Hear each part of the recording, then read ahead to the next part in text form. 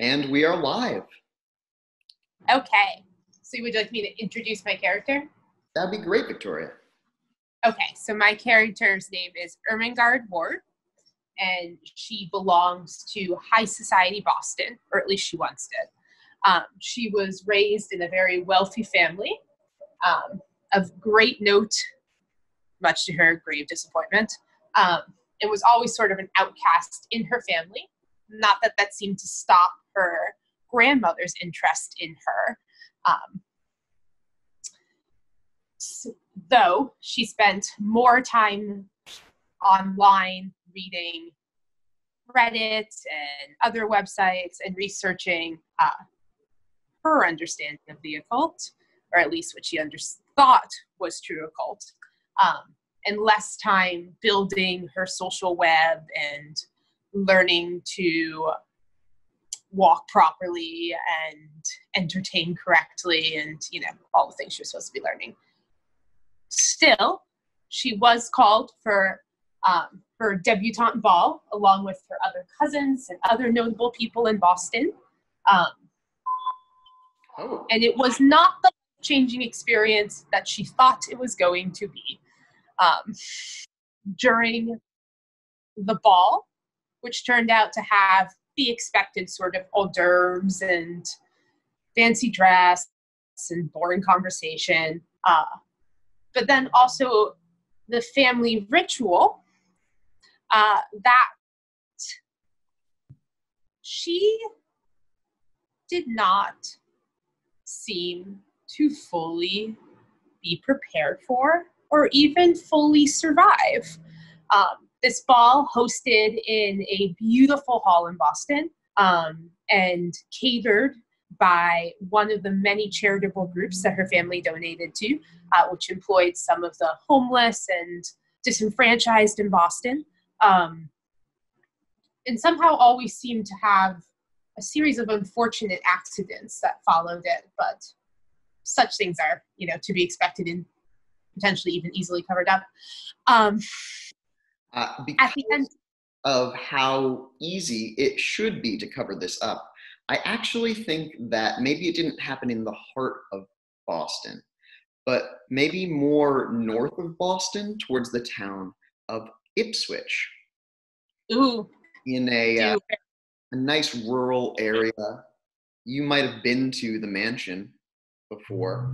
It's down a long winding road, deep in the woods, New England style. Yeah, there's some wonderful, weird parts of Ipswich, so that sounds lovely. That's good old Massachusetts too.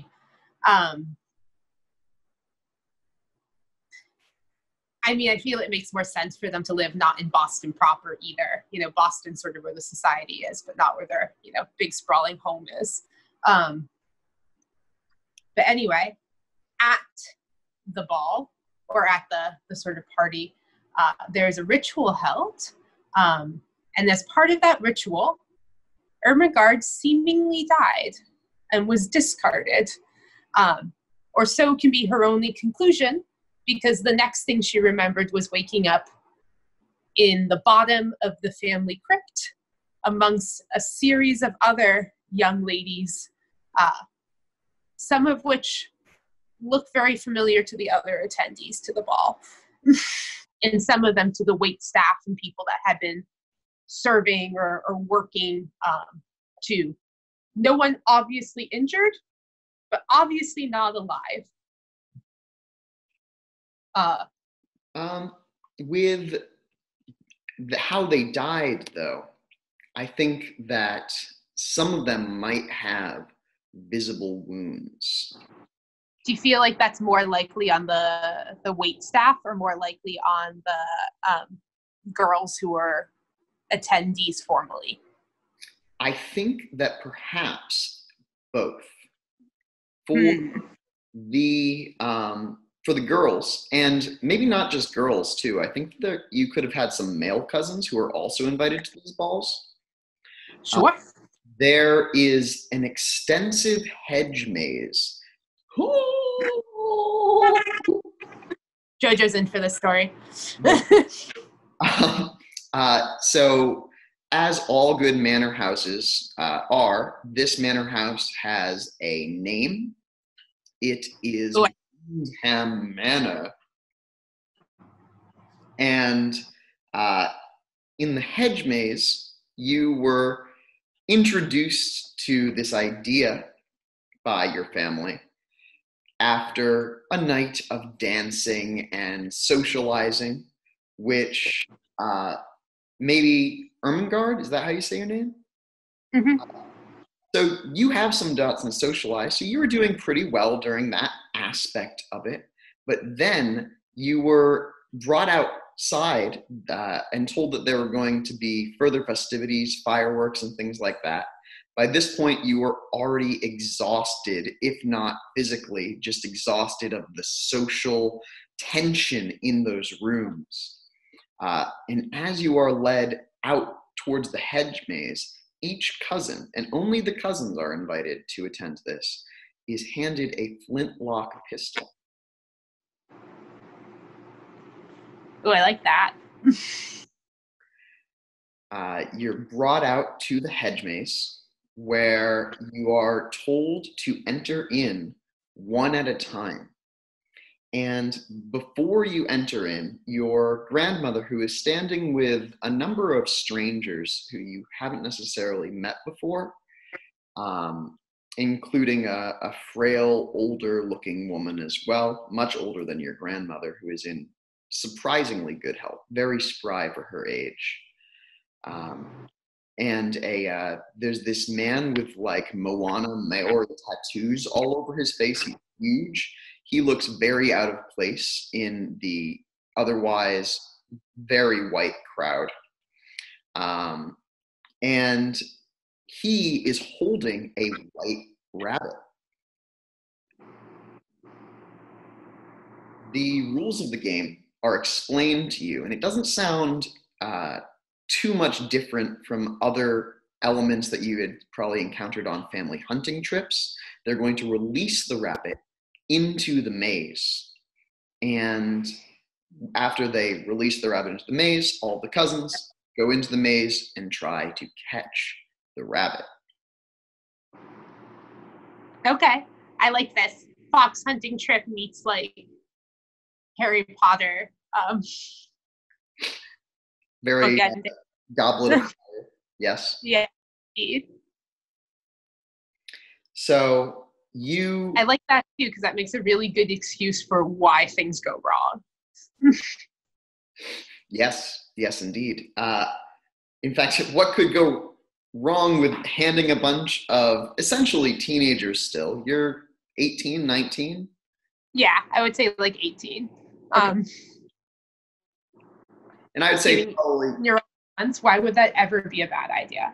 It's a great idea. Give them all flintlock pistols. After they've time of dancing and whining and drinking and, it's dark and let them go. And the other thing is that you have been given a pistol that is loaded, as well as more shot and powder, which of course you will need to figure out in the darkness how to reload this gun if you have to take a second shot. How is Ermengarde feeling about this situation? She never liked the fox hunts in the first place. So definitely someone who probably preferred, sort of riding around on horses to actually hunting.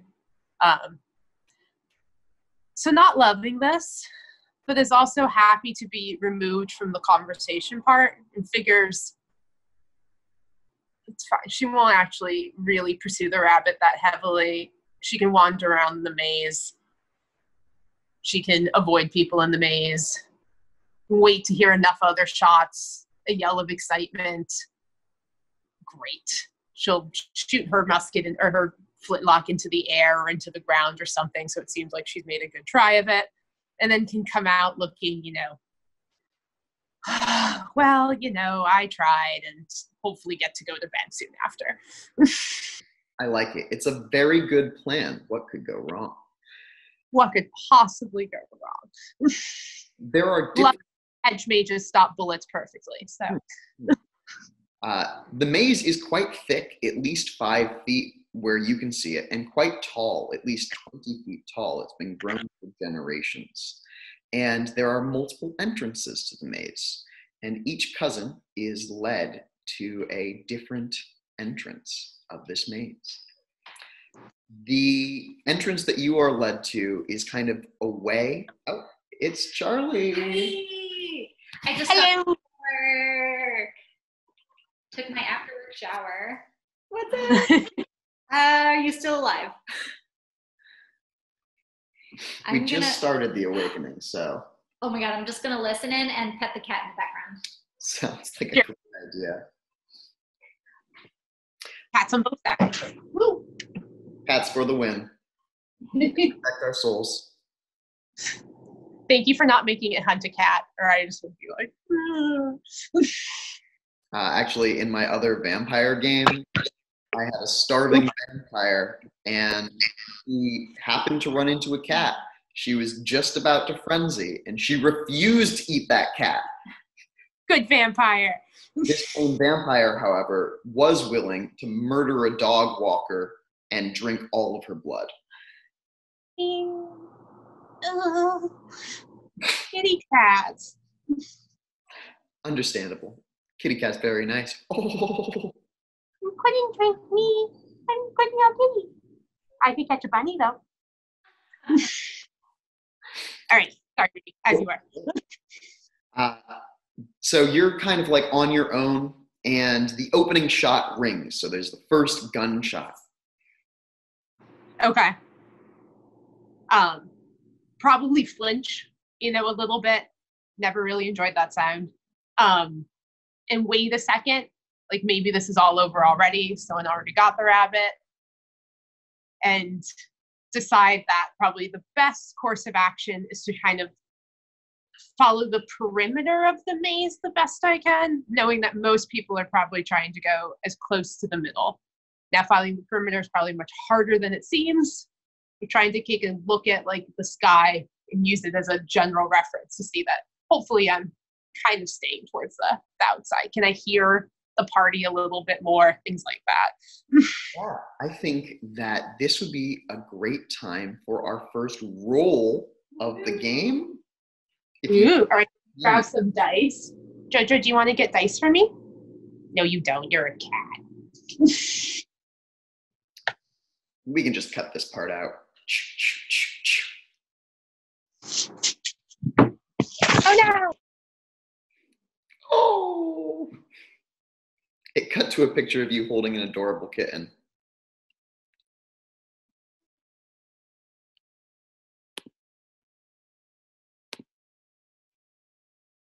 I think that you are muted.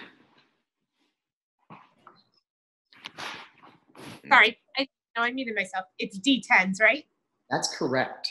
So whenever you roll in this game, you're going to be rolling D10s equal to how many dots you have in usually an attribute plus a skill. So okay. It could also be 2 attributes. So for example, if you wanted to just listen really carefully, the observation roll in this game is a wits plus composure check. So you could roll a number of dice equal to your wits plus your composure. Alternately, you could use something like your intelligence academics pool to try to use the stars to guide you, or anything that you would suggest as your dice roll for the situation. Okay, I think I'm going to start by using the general sound of anything going on outside around me to try to see if that allows me to hug the perimeter the best. And if that doesn't work, we'll see if I can use the stars at all. But on second thought, the maze is probably not quite big enough to use the stars too successfully unless I've gone far, far, far off course. So let's start by listening. So for listening, that would be, what did you say, investigation plus? Let's just have, it's wits and composure. They're both attributes. Wits and composure. Okay, so it's 5 altogether. So I roll 5 dice. And every time you get an 8 or higher, that counts as a success. Okay. So I have rolled a 9, an 8, a 2, a 1, and a 5. That's 2 successes. And I'm going to tell you 2 pieces of information. The first piece of information is that you definitely hear people moving through the maze as you are going along. The other thing that you realize is the path that you are on is not, in fact, hugging the exterior. It veers towards the middle, and you're able to detect that because you're pretty good at mazes. The question is, do you want to turn around and try to find your way back, or do you want to keep going deeper towards the center of the maze? We've decided the hedge is like 5 feet thick, right? Correct. You could also try to work your way through, but it would take a skill roll. Yeah, I was going to say, how about I want to back up until I feel like I've maybe moved a little. Do I hear anyone particularly close to me? As you stand still, you do hear someone. Or maybe it's the rabbit. It's soft. It just sounds like a little bit of rustling coming through the hedge to your left. Okay. I'm going to kind of crouch down so I'm a little bit closer to the ground, assuming that any wild shots might be shot like more straight kind of chest level. And I'm going to sort of crawl, spoiling my down, I'm sure, in the process, but whatever. Crawl kind of in the direction and peek around the corner to see if it's by any chance the rabbit. Do it as stealthily as I can. All right, that sounds like a dexterity plus stealth check. Dexterity plus stealth. Where is stealth? The skill? I think it's under physical skills. Oh, yeah. Okay. Oh, I actually took something in stealth. 1, 2, 4. Roll the 2 dice that were successful and 2 of the other ones. A 1, a 5, and 2 7s. So that's no successes. Yeah, that was not a great plan. If you would like, for a point of experience, essentially, you can choose to take that failure and turn it into a dramatic failure. Ooh. Okay. Let's say I will do that. Okay. I do you do my like crawl around the corner? Do I get to pick how it dramatically fails? Or suggest dramatically fails? How it dramatically fails. Could it be that like I do try to crawl around the corner, but in doing so, like the skirt of my sort of gossamer white gown looks kind of like a bunny rabbit, and maybe someone takes a shot either that hits my feet or grazes my feet, or at least comes very close to me, thinking that like me on the ground now is the rabbit. That's exactly what happens. So you come around the corner and you're really, really low, and they fire a shot. That shot impacts right above your head, and it explodes the bushes right next to you in like a shower of leaves. You can't see who it is. And more than that, you now have a condition. Your condition is scared. Okay. Do I write conditions down on my sheet anywhere? Yes. So as long as you are scared, you're going to be taking a penalty to any bravery checks, resolve plus composure checks that you would make. And you can resolve this condition and get another experience point if you run from the source of your fear in a blind manner. Okay. I think I will do that. Okay. Can I try to dive into the bush that just exploded and run that way, or just run headlong into the maze? I think that you have to run headlong into the maze because it would be so slow trying to like dig your way through these thick bushes that your character isn't even considering it. It's just that would take too long. You could get shot. And honestly, you don't even trust all of your cousins. Some of those guys are really jerks. They enjoy the fox hunts way too much. Yeah, I'm gonna say I kind of kick off my fancy shoes and just bolt into the maze barefoot. So you're running through this maze. The air is cold. You aren't dressed for this. You're still holding your gun in white-knuckled hands. You round a corner, you round another corner, you reach a split, you pick one of the directions and you just go. And then you see an animal. But it's not a rabbit. What animal is it? Ooh. Is it a real animal? Possible. Or some sort of,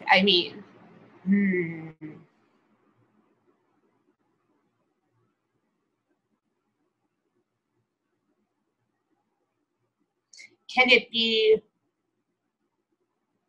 a bird that when I startle makes a terribly large noise? A sort of like a very giveaway to the situation sort of squealing noise that to maybe a thick-headed cousin, a squealy animal is a squealy animal, but to me is just something that's just sort of alerted everyone to my position, the thing I so desperately do not want. It's a crow. Okay. Do that, crows. It's too late for crows. This is like pretty late at night. Its eyes are glistening in the moonlight that peers through the clouds near you. And you swear that it says, "Another one for the pile." Ooh. Excuse me? "You're gonna die," says the bird in English. I'm gonna, out of terror, shoot at the bird. Want to roll me a dexterity plus firearms check? Yes. Victoria hates shooting this bird, but Ermengarde's real scared. 1, 2, 3. I got a 10, a 1, and a 5. With the 10, the blast hits part of its feathers, which explode away, and it goes and flaps, wounded, over the hedge and drops on the other side. Okay. Now with terrified, shaky hands, I'm going to try to reload my gun. How many reloads do I have? How many bullets did they give me? A lot of bullets, like 20 shots, maybe enough powder for that. You an upsetting number if all we're doing is hunting a rabbit. Okay. I think that for reloading the gun, it's actually going to take a dice roll because you're so scared. In a normal situation where you had all this time, you wouldn't have to reload. But why don't you give me a firearms plus composure check? And because you are trained in, and it's one of your specialties in archaic weapons, add a +1 bonus to this pool. So just add a one more dice, or one more to one of the dice rolls? One more dice. Okay. Oh, that was much better. So a 10, an 8, 2 6s, and a 7. All right. So that's 2 successes. You do it. It's like automatic for you. You're breath as you are loading it, and you realize that the air is very still here. You hear no Is it any other way weird? Is it colder? Is it louder or more quiet? Is there any other difference to this part of the maze? As you look around, you see that over the hedge which the bird fell, there is actually the top of a water feature. It looks like there is water coming out of a fountain or something. It's just barely visible, shooting up over 20 feet above the hedge itself. You've never been inside this hedge maze, but you can imagine that with the amount of money that the families gathered here have, that they could make a really impressive fountain. I'm going to try to make my way to the fountain, thinking if nothing else, splashing a little water on my face might help, like, settle me down a little bit. Are you going to try to dig through the bushes, or are you going to try to find a way through the maze? How far away does it seem like it is? It seems very close if you go through the hedge itself, but it might be much further if you try to follow the maze. Okay, I'm going to take my loaded, but obviously not like cocked revolver, jam it into my sort of gown or holster, whatever they gave me, and try to dig my way through the hedge in my gossamer gown. This is going to be great. Yeah, that gown definitely rips. There are thorns in these bushes for some reason. And your arms get cut. You're pulling yourself through. And you see on the other side that there's this massive, neat fountain. It's got maybe a 20-foot diameter, and it is 20 feet tall itself with the water shooting up just beyond that.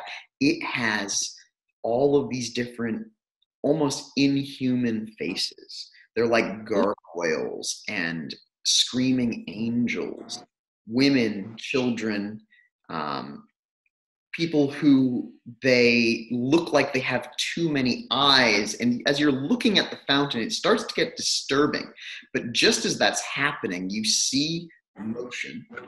Someone comes around the corner of the hedge and they fire.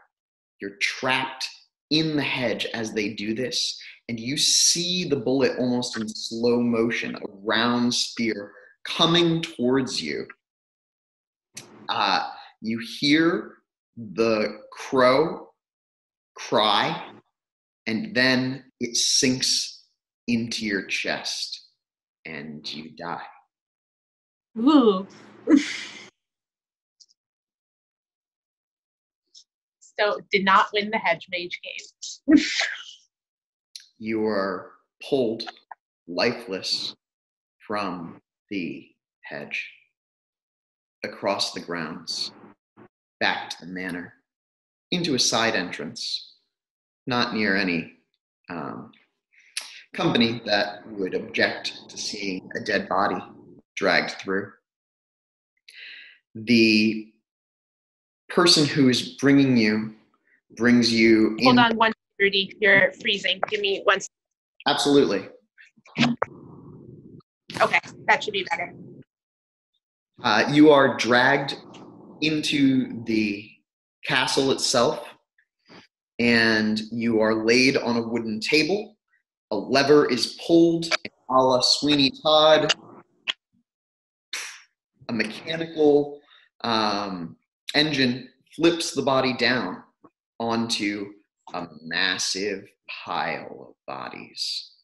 Ugh. I should note that you have been conscious that entire time. Ooh. So only outside of your body and kind of watching it. Okay. It's hard to make out anything in particular because it's kind of like you're zoomed in so closely on your pale, lifeless corpse as you are dragged through. And you can tell that the shot that hit you went directly into your heart, just a little bit to the left, in the center of your chest. Can I tell who either A, fired the shot, or B, carried my body away? Which one would you like to know more?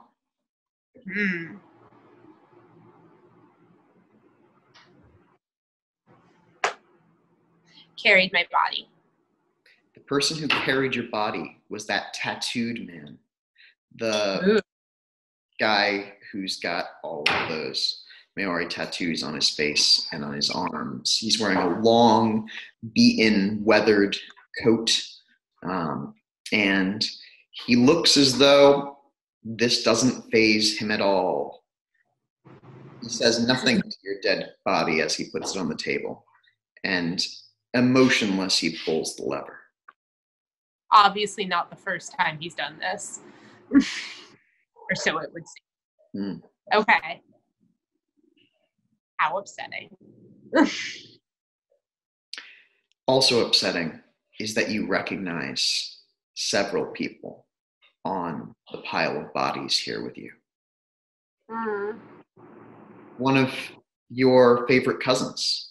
She always bought a little bit more than you.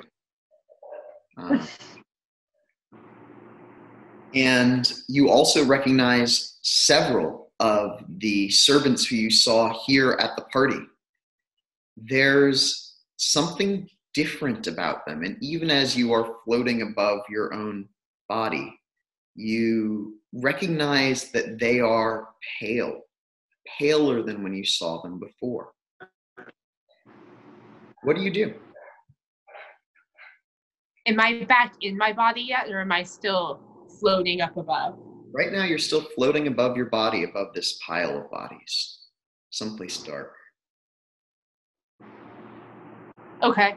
I'm going to try to see if I can, like, basically force myself back down to my physical self. Like, can I reach down and touch myself? Can I kind of crawl my way to the air back down to the earth at all? The journey into your body should have been fast. You can see it right there. But as you move towards it, you can feel like it's like you're walking down a long, cold hallway. And then you are. Your footsteps echo on the ground. And then you see it shining before you, the white light of the afterlife. Something tells you that you shouldn't go towards it, that you can't go towards it, not now. Is it alluring, though? The white light? It should be, but it isn't. Instead, Ooh. it's killing. It's sort of. You understand that when you go to that white light, you will be dead. And part of you does want for an end to this. But another stronger part of you is obsessed with making sure that this doesn't happen to anyone ever again. Okay. I think I'm going to try to cry out and see if I make any sort of sound. No. Then I am going to try to force myself back up this staircase, and as much as I can in my sort of ghost body, like cover or close my eyes so I can't see the light, or I'm at least as much possible like not absorbing it at all, right? Like trying to have no draw or power or anything over me. So I kind of fight my way away from it. So you don't have hands, but you do feel blinders as you will them over your eyes. And as you do that, you hear your own voice, the scream that you tried to make. It doesn't come from you, but it echoes from all around you. It distorts, changing into other screams, other voices, and you see them all, the people on the body and more, the bodies on the pile and more, so many more, and they're all screaming. And you break away from it, and you look up, and you see that there is a coin on the ground.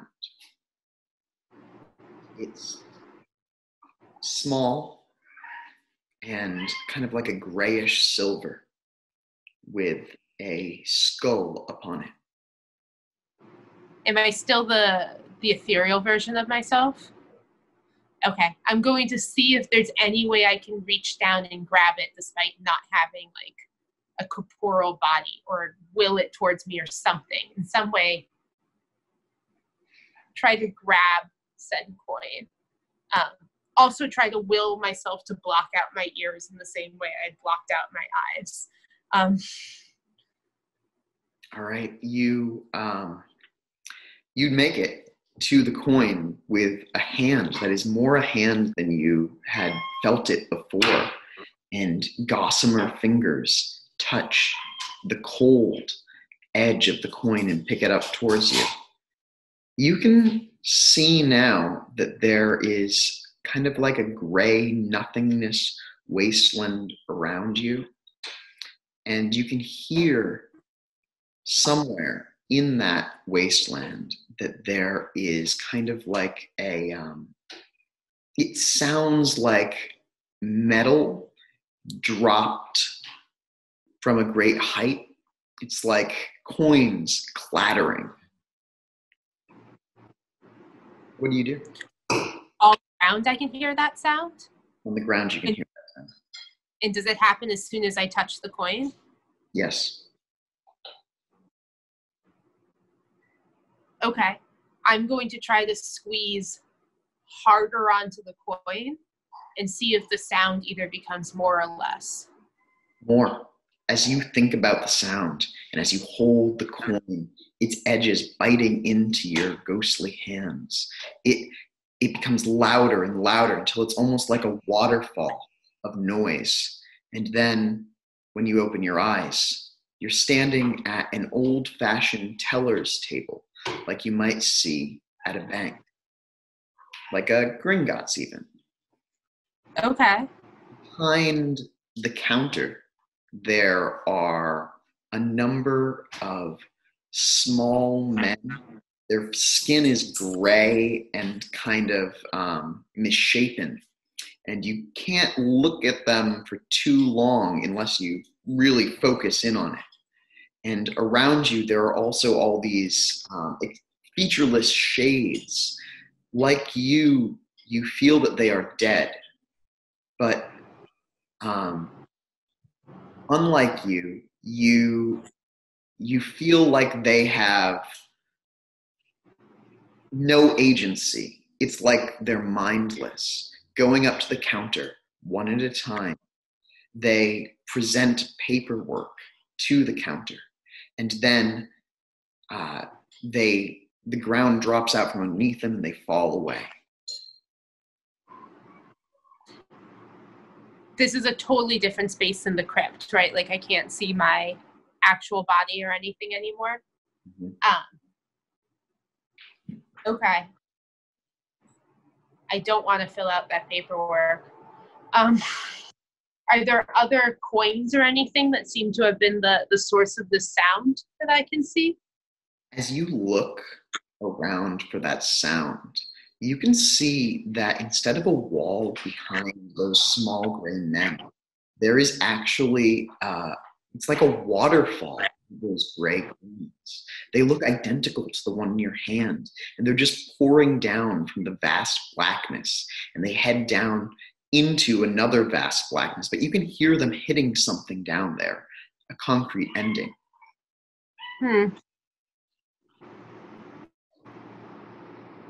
What else is in this room? So there's the counter, there's people depositing paperwork.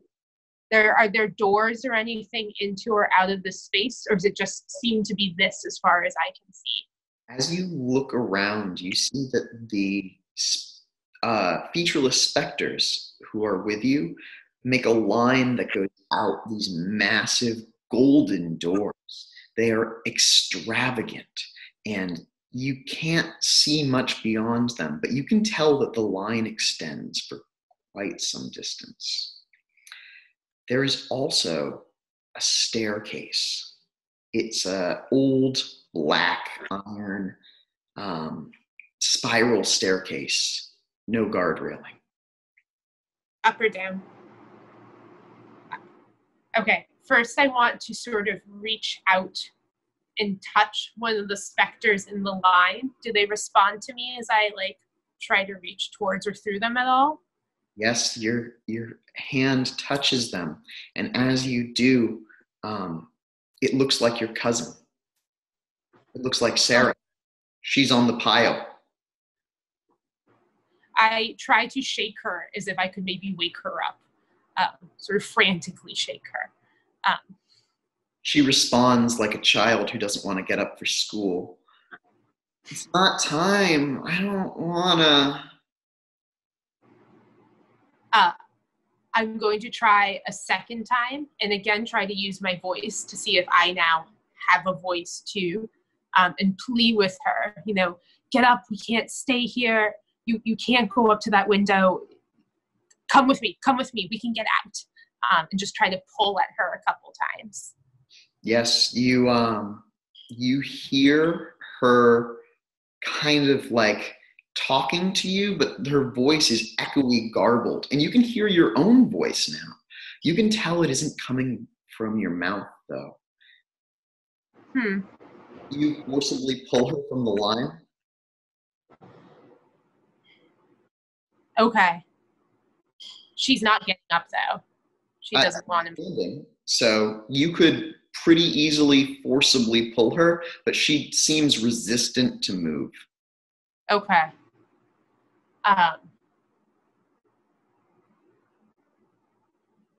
She's in the line currently. Yes. I'm trying to pull her just out of the line, like to the side of it. I don't want to know what happens to her when she reaches the end of the line. So I'm going to try to see if I can just sort of pull her out of the line and then tell her to wait there. And I'll do my best to be back. She steps out of the line with you and she says, "Ermi, what are you doing here?" Is that the more recognition than she had before? Yes. I hug her. It's cold. And she's cold. Kind of rub her shoulders really vigorously and say, I don't know why either of us are here, but we have to leave now. And I kind of point to the spiral staircase going up. And I say, I think that's our best go. And I pull her to try to get her to come after with me.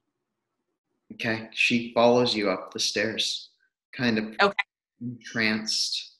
She's not really looking at you. She's not really looking around. She's just staring almost at her feet as you pull her up the metal stairs. And does she... Oh, sorry, not to interrupt you, Rudy. Does she look like she's been shot too?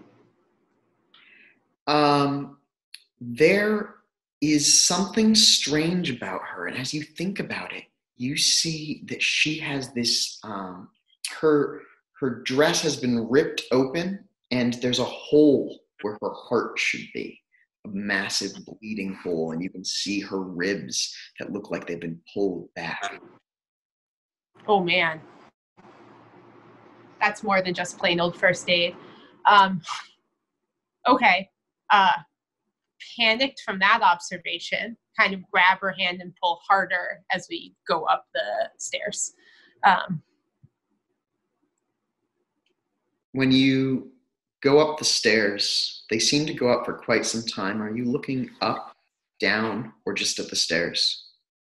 Just at the stairs, sort of trying to keep good footing. As you said, it has no sort of railing. So just sort of at the stairs themselves. As you go up the stairs one at a time, the metal is cold and you find yourself almost using your hands to make sure that you don't fall. Each stair has these strange carved symbols on it that you've never seen before. And as you go up further and further and further, you feel as though they are names.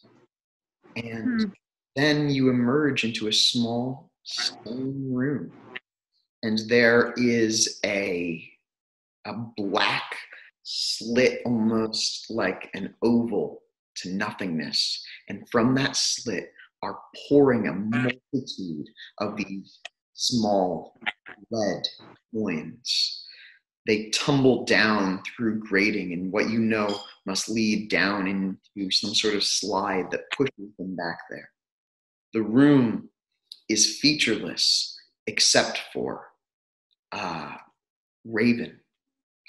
crow sitting at a desk.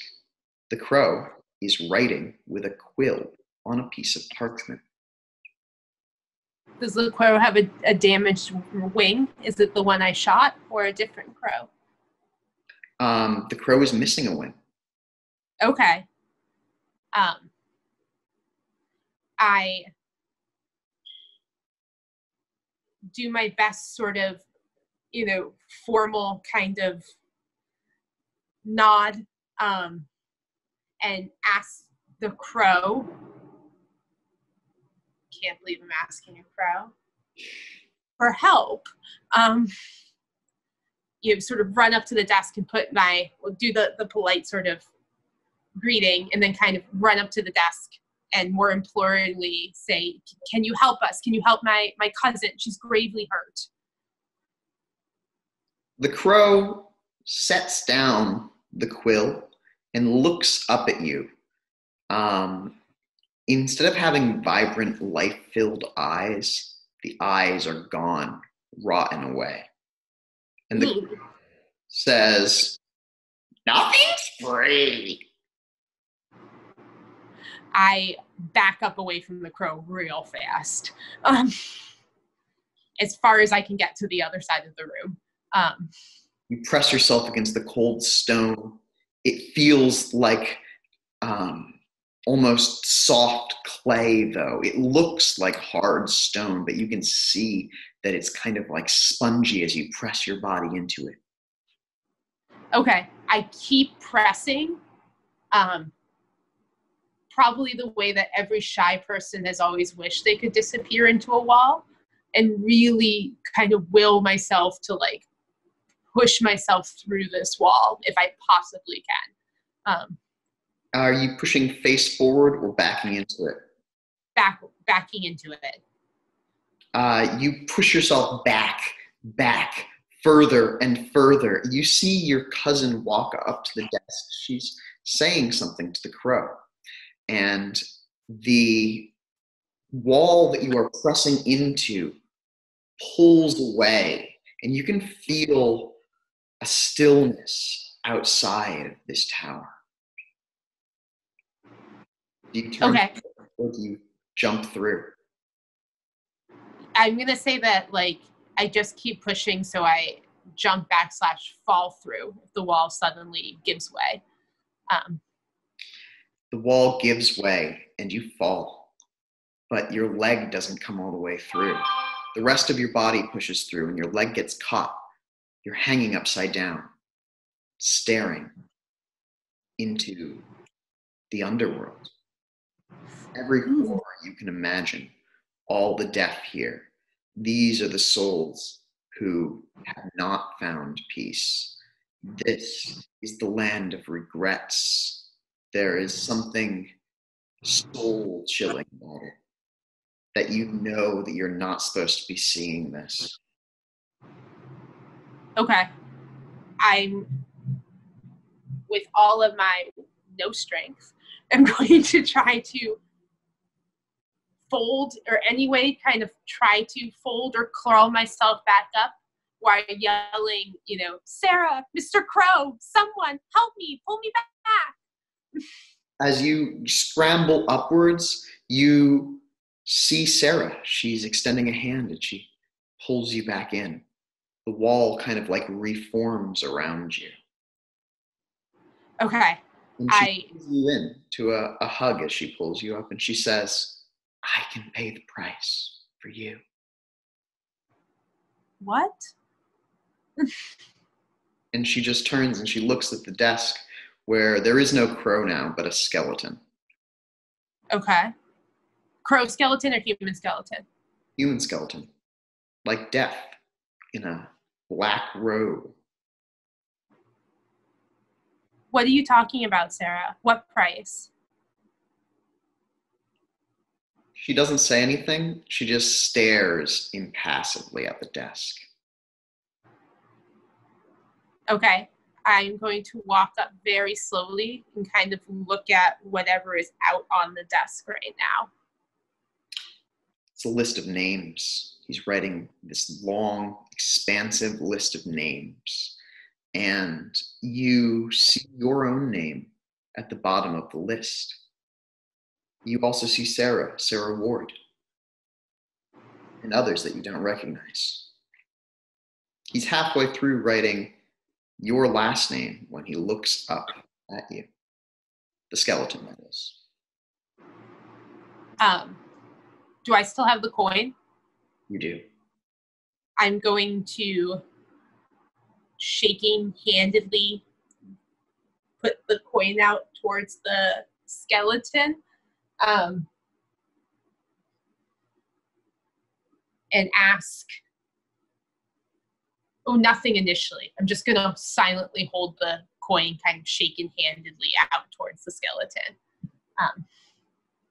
A bony hand reaches out to grasp your hand in the coin.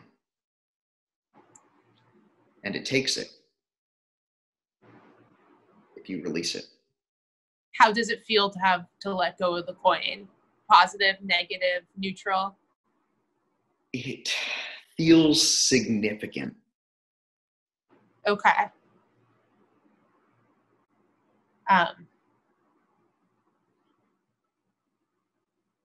And then I point behind me and say, do I have to go there? Kind of pointing at the wall I had just shoved myself through. You're holding the coin still, and they're holding the coin. You're almost holding hands with the skeleton. And they say in all caps in your mind, you all have to go there, but you don't have to go there now. I nod sort of frantically. What is the other choice? Where else can I go? You can go back. Yes. When? Now? Before? Now. Can Sarah come? It turns to look at her. Her price is not paid.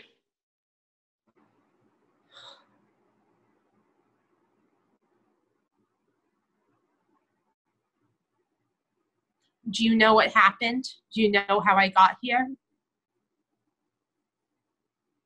There's no answer to that question. Just dead, empty eyes looking into your own eyes.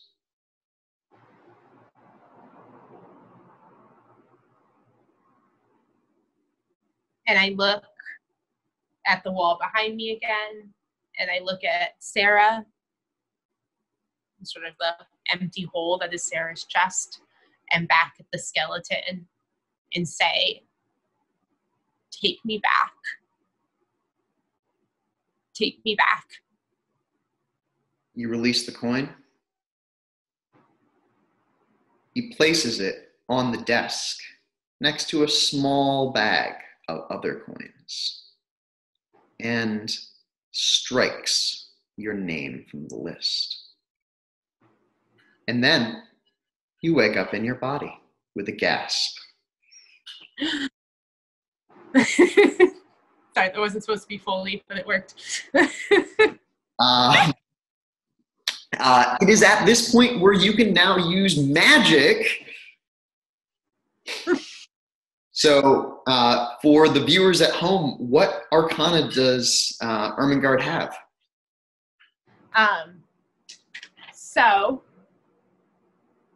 Is that the spells that I'm able to cast? You have both rotes and arcana. So the arcana should be on the front. And one of them that you have, I know, is death. Oh, yeah. Death. Mostly death. A little fate, a little matter, and a little time. 3 death, 1 of each of the others. What are you... so you return to your body. What are you doing? Is my body still in the pile of other bodies? Yes. And okay.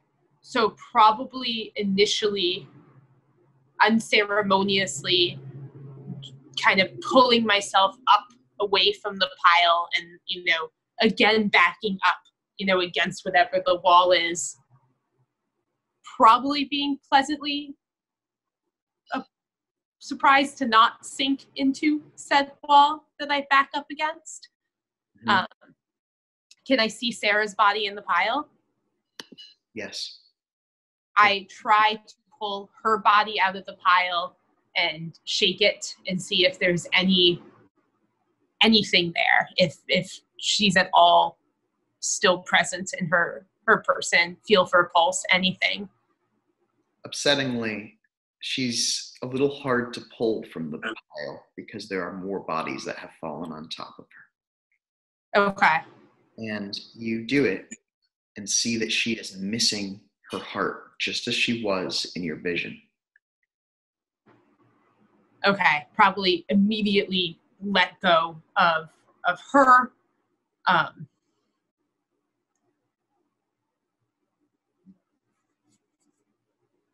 And start frantically looking around for whatever the most immediate way out of this room might be. The doorway or the trap door above opens for a moment, and there's a little bit of light as a body slides down with a onto the pile. And in that light, you can see that you are in a long underground corridor. It appears to be some sort of catacombs where the walls are made of these skulls. Gross. Okay. Is there any source of light other than when that trapdoor opens? Give me a wits plus composure check. Okay. Oh, and you gained a point of composure. Ooh. When you awaken, you gain a point of a resistance trait, and I think that going to the land of the dead has made you much better at keeping your cool. That feels reasonable. Also, am I aware of the fact that I can do magic? Or is that just a mechanical truth right now? Your character is not entirely aware that you can do magic. You can tell that reality is not what you thought it was. There's something strange about it. And out of character, you can absolutely cast any kind of spell that you would like. Okay. Cheers. That is a full failure. The highest number I rolled was a 7. Most of them are 3s. You are too concerned to make out anything else before the trapdoor closes. Okay. I'm going to start to kind of, I guess, but first feel to see if I still have the firearm on me. Do I? No. Okay. And I also, I assume, don't have the bullets or the powder or any of the other. Actually, you do have the powder on you. It was a small pouch tied to your belt. Okay. So that is both reassuring because it is something I could potentially use, and terrifying because it means that the memory of why I'm here is more true than I want it to be. And otherwise, is it just me in my gown, my kind of ripped up gown? Yes. Okay. Well, there's a pile of bodies, so they might have other stuff on them. Okay. Oh, God. All right. So I think I'm first going to just kind of press myself against the wall where I feel like I'm not in the light and wait another 5-10 minutes, what probably feels like 4 hours, to see if the trapdoor opens one more time and there's another kind of burst of light that I could try to get just a second look around the room. As you are waiting there in the darkness, you notice that the room smells terrible. Like, it almost makes your gag reflex go, but somehow you manage to hold it together. And the other thing that you notice is that somewhere far away, you can hear the sound of waves. Like, Wave.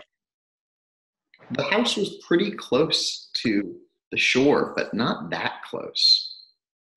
Okay. I'm going to rip, if I can, sort of a strip off the bottom of my gown and tie it around sort of my nose and my mouth So I kind of have made a bit of a mask. This is not as topical as I'm making it sound, I promise. And trying to sort of block out some of the smell and some of the sort of wretchedness of down here. Feel through the most available bodies to see if anyone has anything useful left on them. If anyone still has their firearm, if anyone still has matches, a lighter, a knife, anything. Why don't you give me it's going to be a wits plus investigate roll. Wits investigation. Okay. Be better than my other rolls. Man, 1, 8, 1, 3, 1, 4, 1, 6. With 1, 8, you don't find any firearms. You do, however, find that one of the servants, still has their wallet on them. It's tucked into his sock.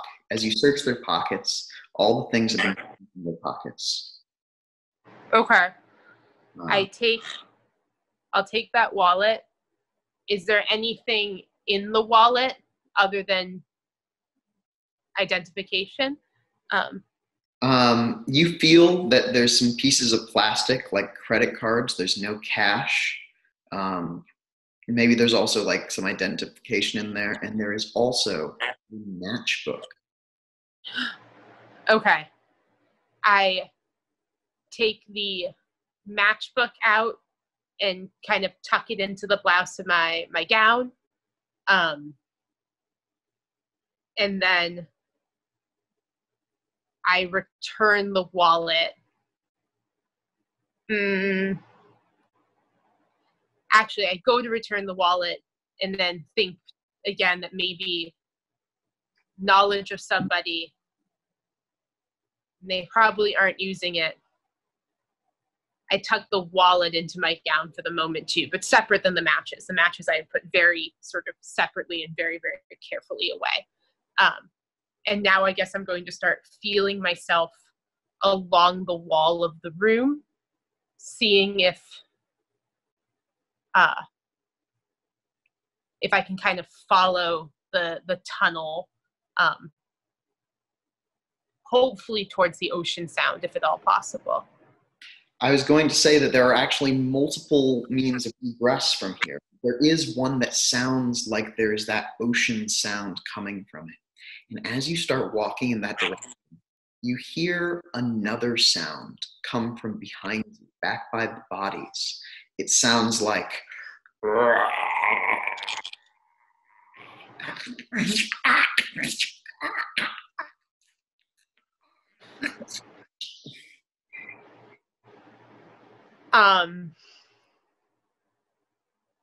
Oh man.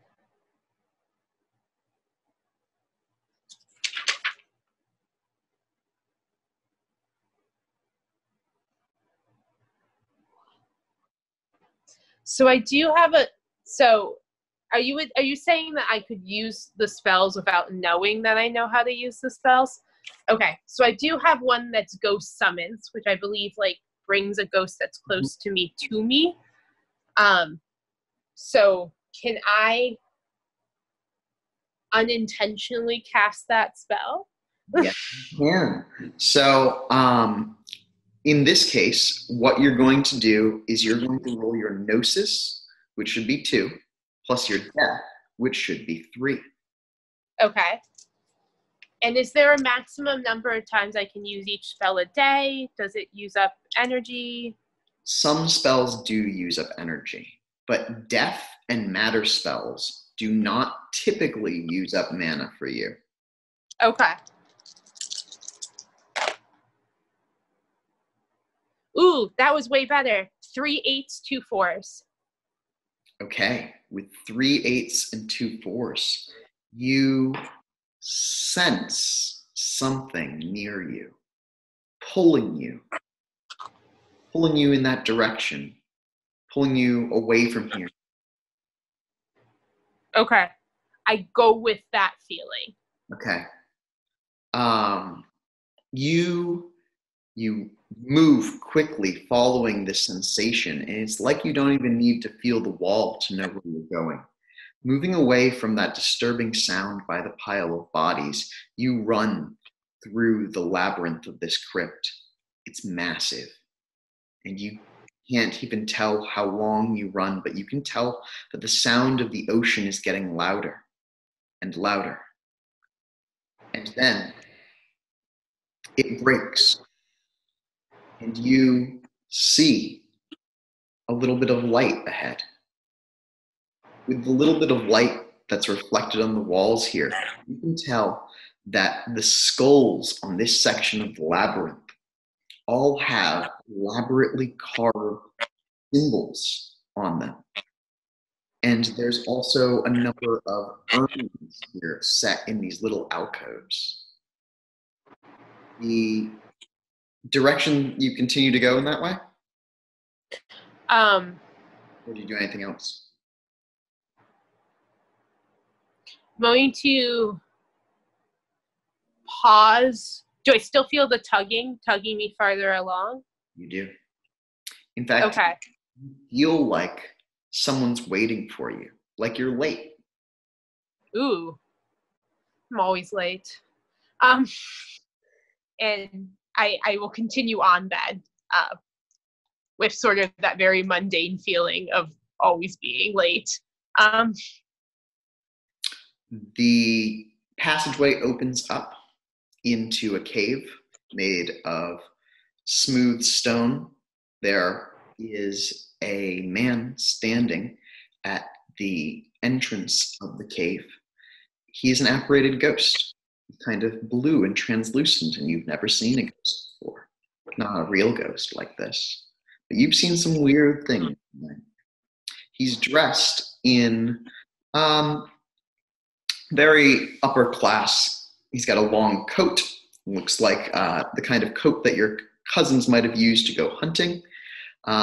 He's got his hair done up in these fancy braids, like rolls. It is anachronistic. It's like it's from another time. And he turns towards you, and you can see that his throat has been slit. He looks at you with a smile, and you can tell that he is related to you. You're not sure how you can tell it. It feels like he's communicating this idea to you. But he's not saying anything. No. Are we still, have we made it to the outside, or are we still in the crypt? The cave has this massive exit, and you can see the night sky. It's still night beyond, but there's just the faint light of the sun breaking on the horizon. It's looking out onto the ocean, and it appears that there's a massive drop here. Okay. And the figure's just sort of standing in the edge of the cave. I'm going to shaky hands pull out my matchbook and light one of the matches and sort of hold it out towards him to see if my eyes are just playing tricks on me and he's sort of something in the shadows, or if I can see any better, or if he backs up away from the light or something, right? Or just sort of shakily hand out one of the matches towards the figure. Roll a single d10 for me. A 3.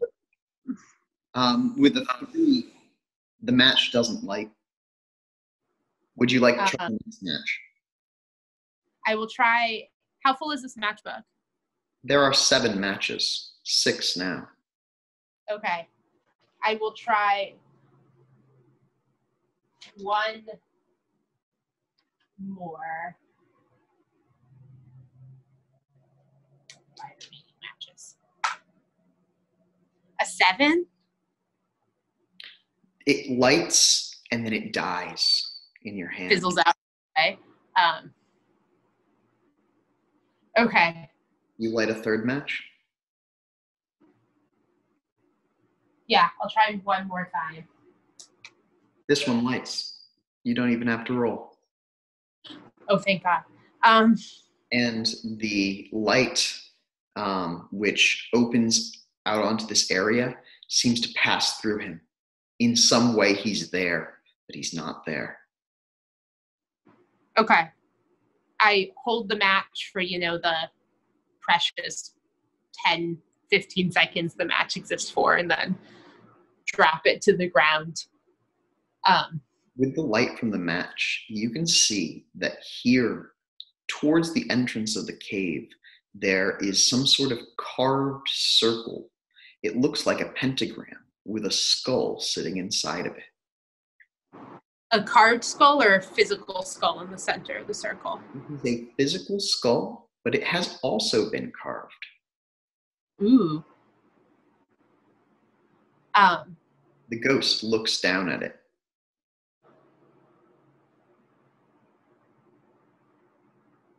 Okay, I'm going to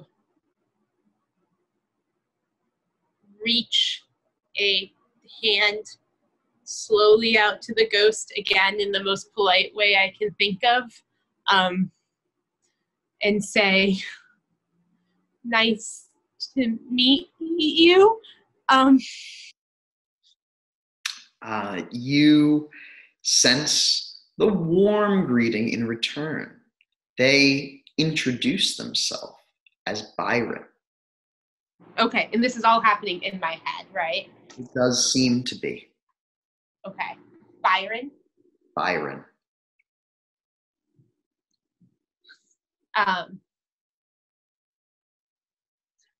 You sense that Byron understands that you're confused. Byron understands that there's something wrong. And Byron wants to help you, he expresses. Okay. I look over at the skull that you said he was sort of indicating to too. And say, "Is that yours?" He nods. Oh. And you sense that he is trapped here.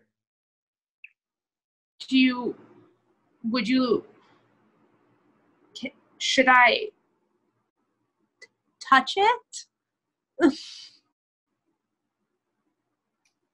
You sense that there's a sense of almost relief. And Byron seems to indicate that if you were to take the skull from the circle, he would show you what you need to see. If I touch the skull, Byron, will I become a ghost? No.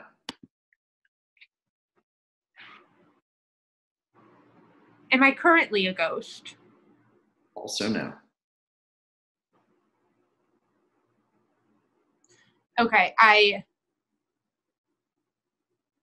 take the sort of band of fabric I had around my face, I suppose it's sort of around my neck now, and I untie it, and I use that to like very gingerly lift up the skull, but not directly touching it quite yet.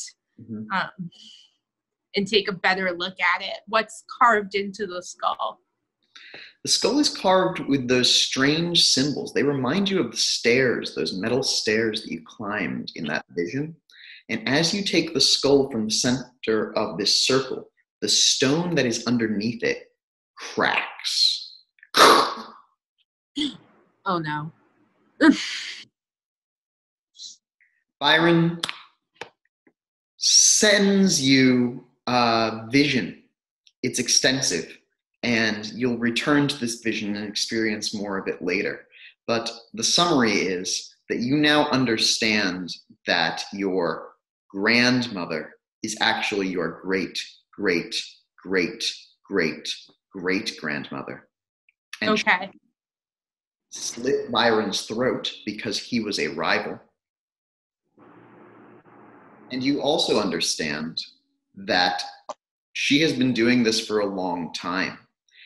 trying to bring the children of the family to a higher state of being so that she might then consume them and take their bodies. You also realize that you have reached in some way this higher state of being and that you are now in danger. Byron explains the ropes which you have written on your sheet to you and instructs you on how to make a ghost gate, a way to transform your body into twilight. He asks that you take his skull with you when you leap from this cliff. Can I ask Byron if I can come back to talk with him again? He gives you the impression that he will be with you if you take his skull. Where's the rest of you, Byron? You sense that each of his bones have been used in various rituals, pulling the power from them one by one. The skull's the only thing left. The skull was too dangerous. Okay. I now more gingerly sort of tie up the skull in the piece of fabric and maybe even rip another piece of fabric from my gown so I have it really kind of well tied up safely.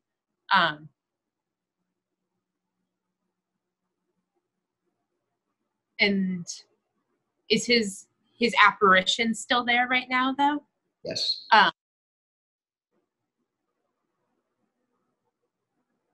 Did you have to go in the maze? No.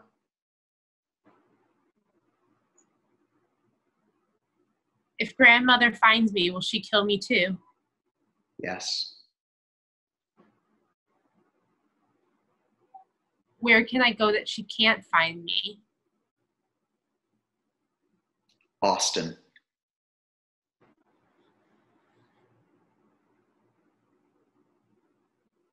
Is there any way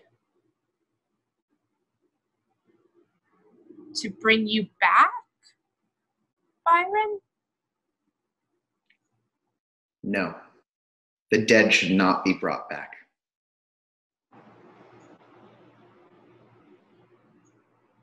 Will you be like this forever? Hopefully not.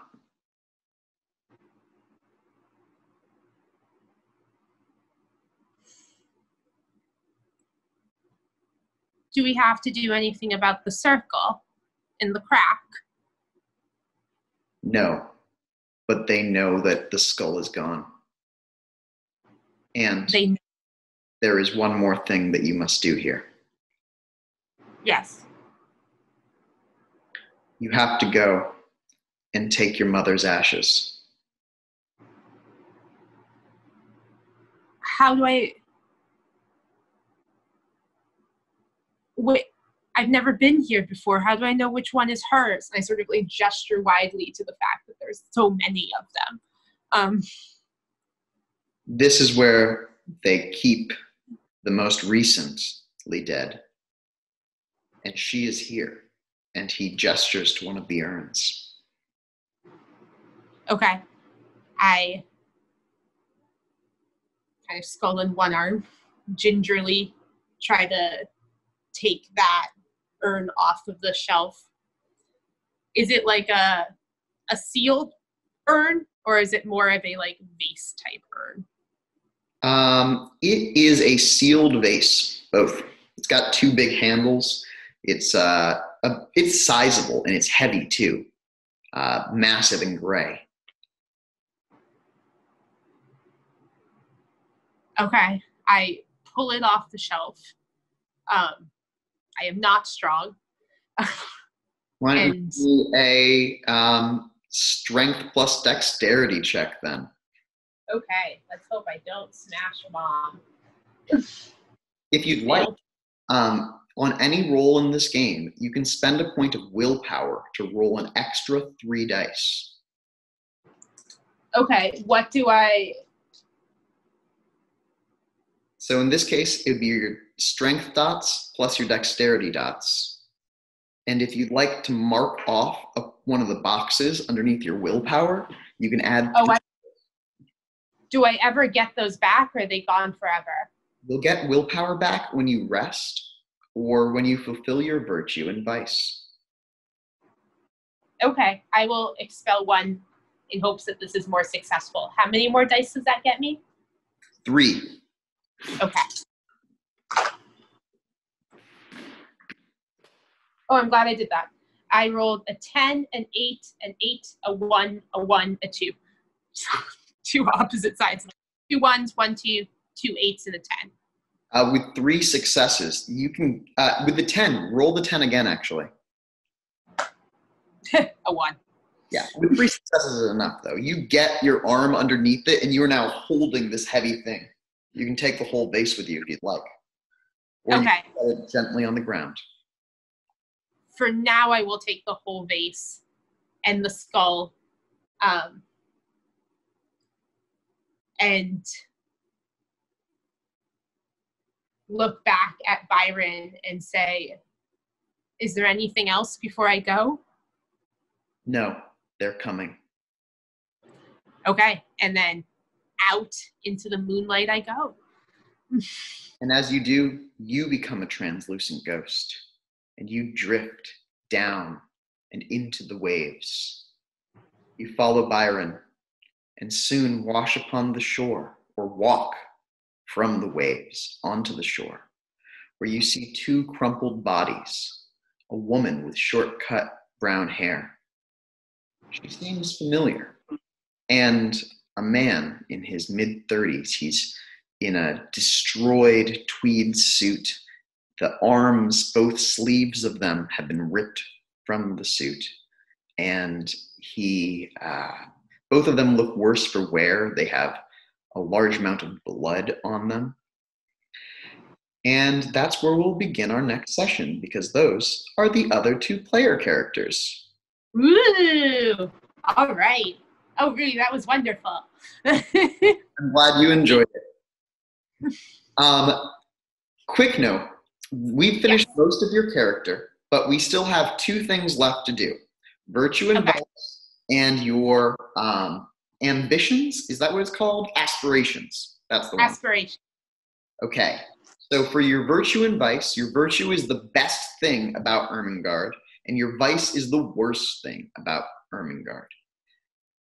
In earlier editions, it was the 7 deadly sins and the 7 saintly virtues. But we've moved past that Christian-based ideology, so any positive word or negative word would work. Okay. I mean, I do still think that maybe her vice could be envy.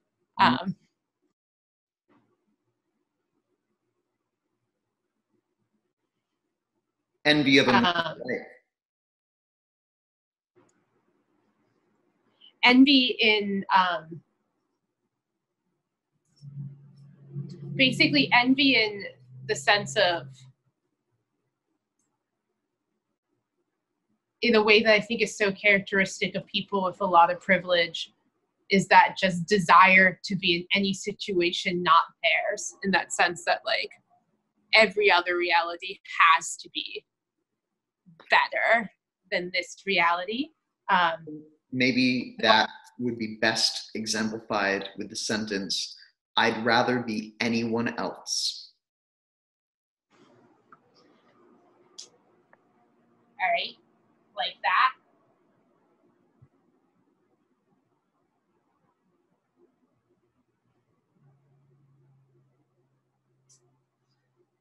And I would say her best virtue is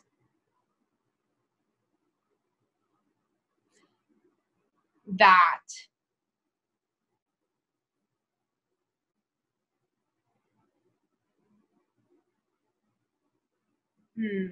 when is she at her best? Or what is the thing that she is most proud of herself for doing?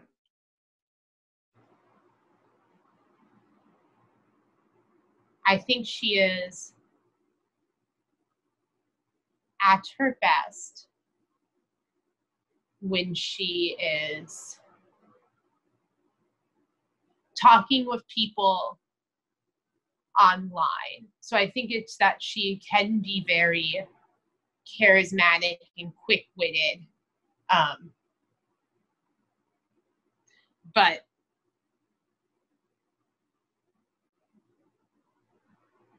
unfortunately, it never seemed to be in her circles. But she can be very quick-witted. That's maybe her That's best. like a positive attribute, like one of your physical characteristics or your mental characteristics in this case. What about, why was she proud of her interactions online? Not just because she was smart, but because she did something maybe. Did she help out someone? Did she never give up when she was trying to find the truth? Oh, yeah, maybe it's that one, that it is, I don't feel like I can say the word resilient because I feel like it's somewhere else on this paper. No, perfect. But maybe it's that like ability to keep like pressing through. The saintly virtue equivalent would be fortitude, but you should write that down in a way that feels appropriate for your character.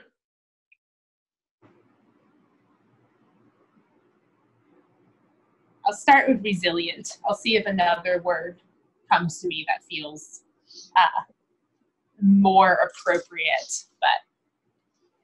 And let's before we do aspirations give you experience points. They give you arcane and normal beats when you fulfill them. But first, look down at where you see those arcane beats and normal beats. Because yes. I counted that you got 3 arcane beats for various learning about spell stuff that you did. And you got 2 normal beats because you failed that roll and then got the scared and then you ran away. Your scared condition is now resolved. It's gone. Okay, cheers. Additionally, because you were pursuing your obsession, even if inadvertently, you also gain a 3rd normal beat. So now you're at 3 and 3. You get yet another normal beat because you finished a session without, you finished a session. Even if you died, sometimes you get beats. I got better. Okay. And for your aspirations, these will be the things that your character wants to do. Okay. So, release Byron. Okay, write it down. Release Byron is an aspiration.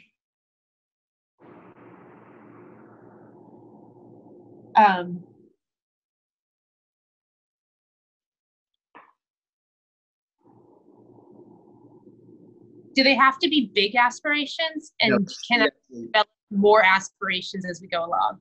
Small. The more, so your obsession is the big one. In fact, okay. If you'd like, you could be obsessed with releasing Byron. I feel right now that feels like it should be smaller. I think right now my other aspirations are to find somewhere safe to be, somewhere safe to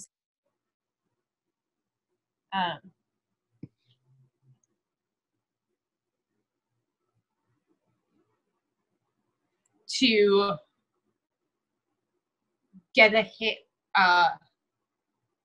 I mean, we had sort of decided that one of my merits was that resource. So one of my aspirations should be basically getting to a bank or something to achieve that resource. To a bank.